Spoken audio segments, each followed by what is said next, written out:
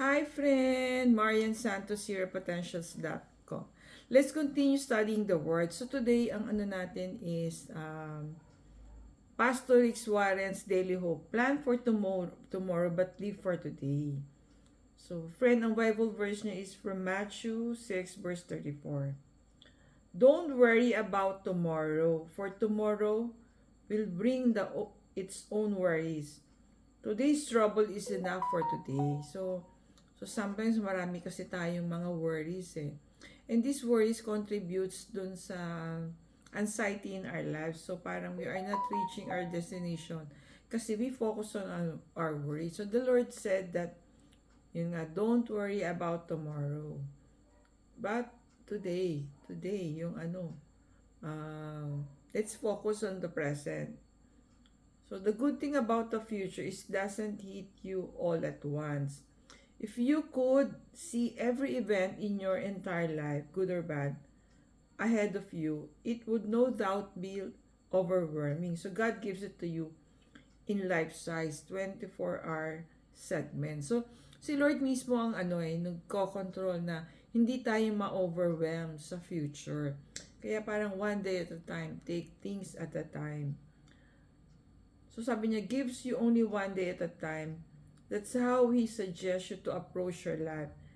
Live one day at a time and make it count. So, yung the preciousness of our daily contributions over the long term, siyempre we also need to plan for tomorrow. Kumbaga yung mga bucket list natin, our long sought dreams or our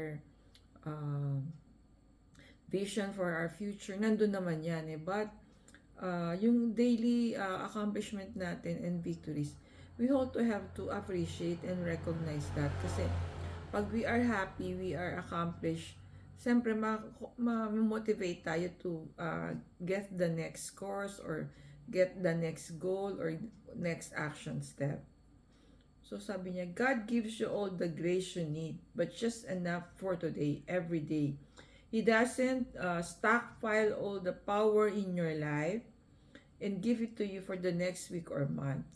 He says to pray, give us this day our daily bread. So even the Our Father, di ba sinabi niya, give us today our daily bread. Hindi naman yung, so di ba there was nung sa, where the Israelites were going to the promised land, they tried to store yung manna that was given by the Lord every day. So napapanish siya. So parang, the Lord wants to provide for our daily needs, not yung long term. So parang kaya yung food that was given was on a daily basis.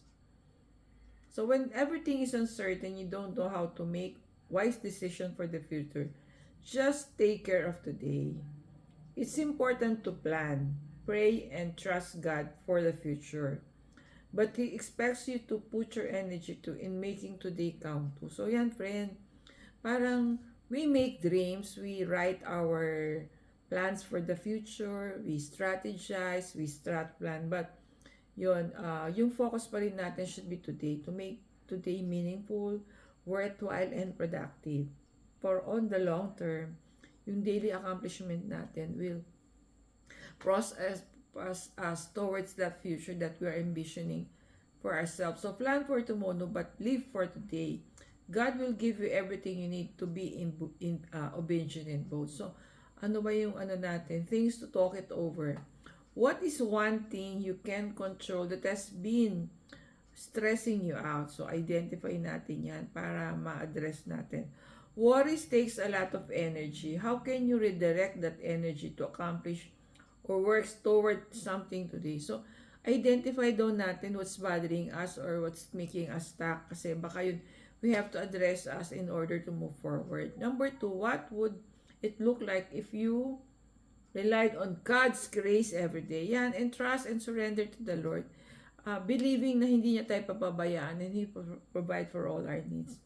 Number 3, in what ways does thoughtful planning help you make the most of today? So, syempre, it will help kasi sa trabaho, sa ministry, or siguro even sa family kasi we make it ready for the future. Pinaghahandaan pa rin natin siya, but it doesn't consume us or worry us too much.